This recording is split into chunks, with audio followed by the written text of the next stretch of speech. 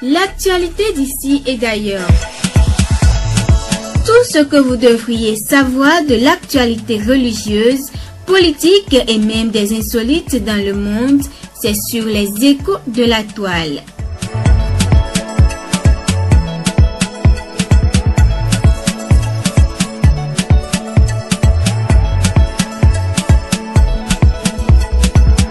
Mesdames et messieurs, merci d'être au rendez-vous des échos de la toile. Pour non-respect des consignes sanitaires, un pasteur a été arrêté par la police au Gabon, une détention qui n'aura duré que 2 heures. Aux USA, un pasteur a marché sur 300 km pour sensibiliser à l'extrême pauvreté. Il s'agit du révérend pasteur Zach Morton. Son récit et ses motivations dans ses échos de la toile. Et en fin d'édition, projet de loi bioéthique début houleux de l'examen de l'article 4 visant à introduire un nouveau mode de filiation pour les couples de femmes. C'est tout pour le sommet, le développement à suivre.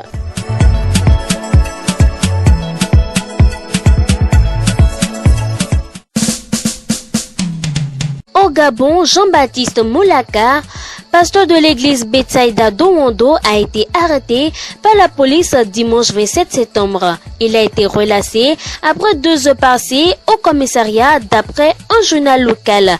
Le pasteur a rappelé qu'au Gabon, les mesures sanitaires mises en place dans le cadre de la pandémie de la COVID-19 se sont assouplies, sauf pour les églises. L'État a ordonné la réouverture des marchés, des hôtels et restaurants, mais reste sourd concernant les lieux de culte.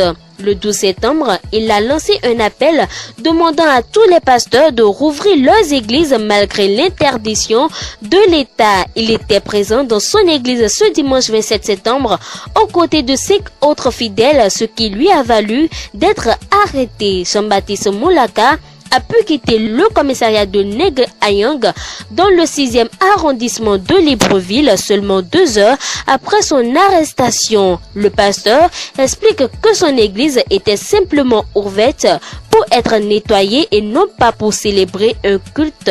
Et puis, on ne fait pas un culte avec 5 personnes. Il y avait 5 fidèles qui nettoyaient l'église.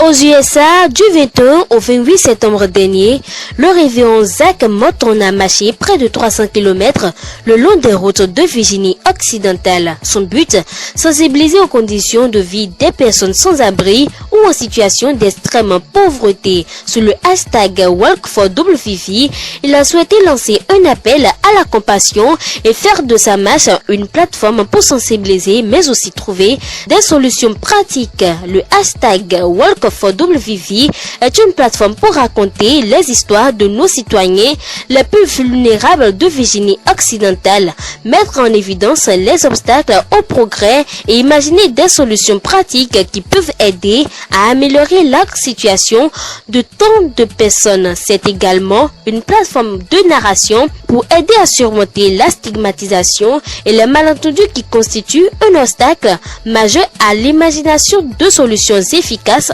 Ensemble avec son église, Zach Morton agit en faveur des personnes démunies. Il dit avoir entendu leurs histoires de traumatisme et leurs histoires d'espoir.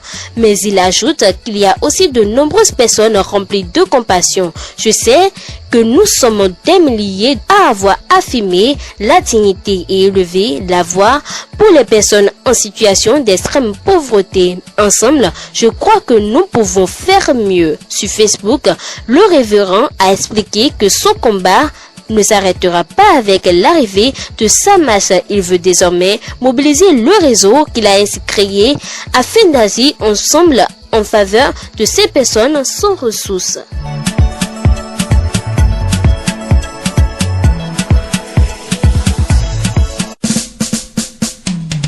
Et je l'annonçais en titre, en France, alors que l'examen de l'article 4 du projet de loi bioéthique commence, le texte proposé par le gouvernement divise fortement les députés. Pour certains, c'est une avancée historique et pour d'autres, l'abandon de la vraisemblance biologique.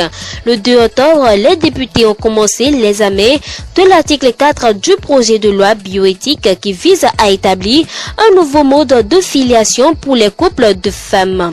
Mais le quotidien La Croix rapporte que ce texte, déjà modifié par le gouvernement avant le travail en commission, divise profondément les députés. Pour certains, c'est une avancée historique et pour d'autres, la disparition du lien biologique.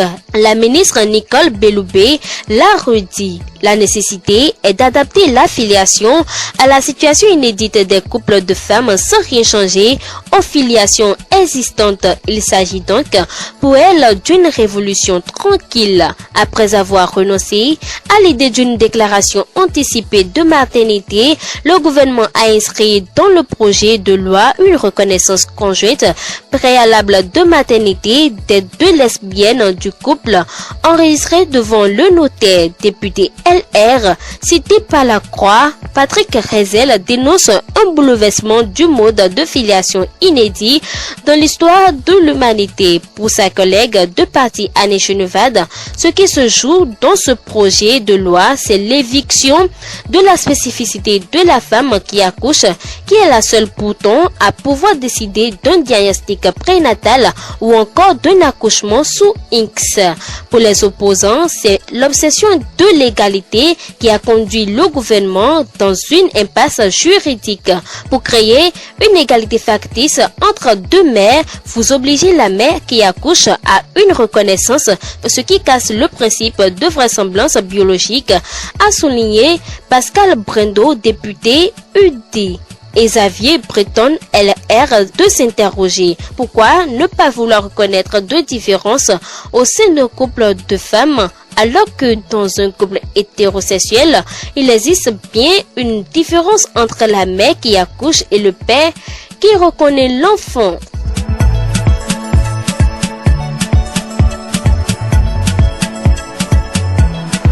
Ainsi se referme cette édition des Échos de la Toile. Evelyne Dossou à la présentation. Merci de nous avoir suivis et soyez câblés sur Radio Philadelphie pour la suite de nos programmes.